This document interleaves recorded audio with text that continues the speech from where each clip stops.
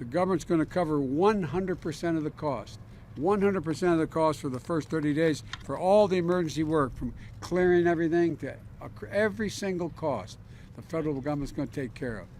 And it includes debris removal, cost of overtime and law enforcement, emergency service personnel, and shelter.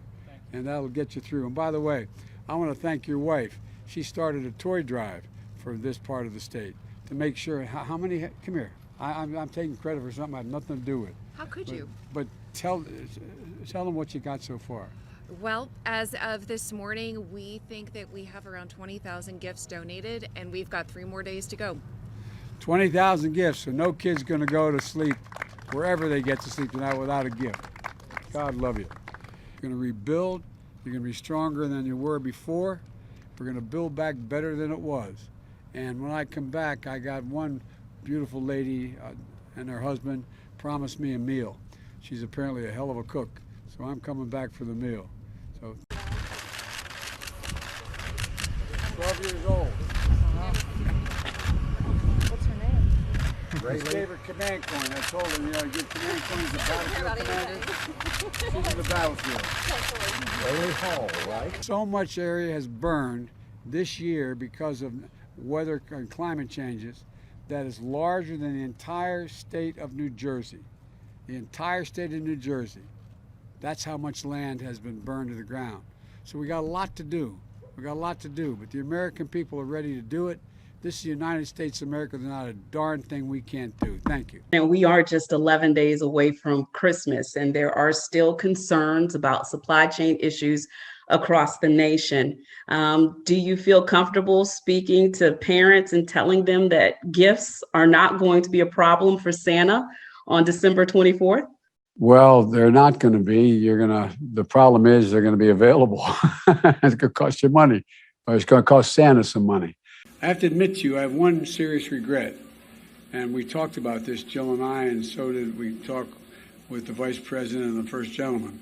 I had hoped by now each one of you who have helped us get to where we are would have had full access to the White House. I mean that sincerely.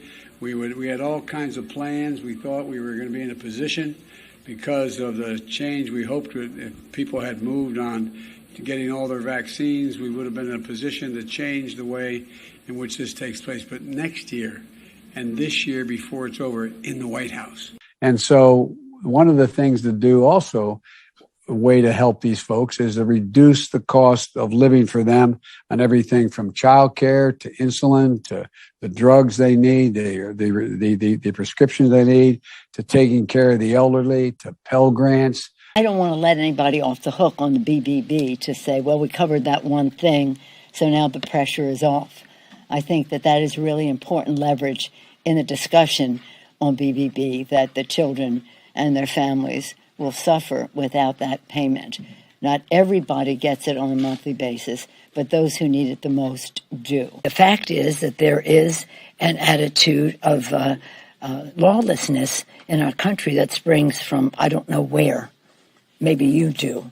Insider just completed a 5-month investigation finding that 49 members of Congress and 182 senior congressional staffers have violated the Stock Act, the insider trading law. I'm wondering if you have any reaction to that, and secondly, should members of Congress and their spouses be banned from trading individual stocks while serving in Congress? No, I don't know to the second one.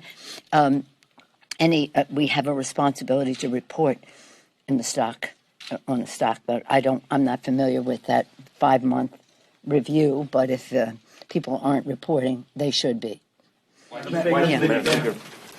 Because this is a free market and we are a free market economy. They should be able to participate in that. 800,000 coronavirus deaths.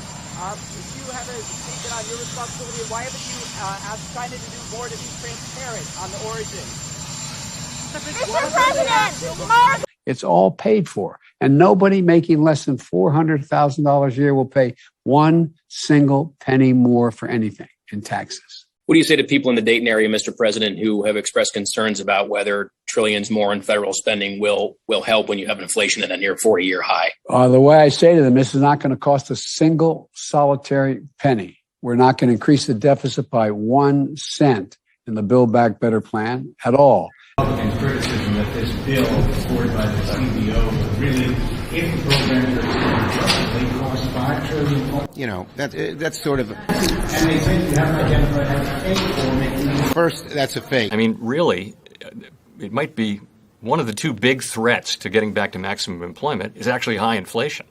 Bottlenecks and supply constraints are limiting how quickly production can respond to higher demand in the near term.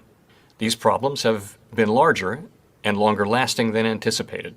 As a result, overall inflation is running well above our 2% longer run goal and will likely continue to do so well into next year. While the drivers of higher inflation have been predominantly connected to the dislocations caused by the pandemic, price increases have now spread to a broader range of goods and services.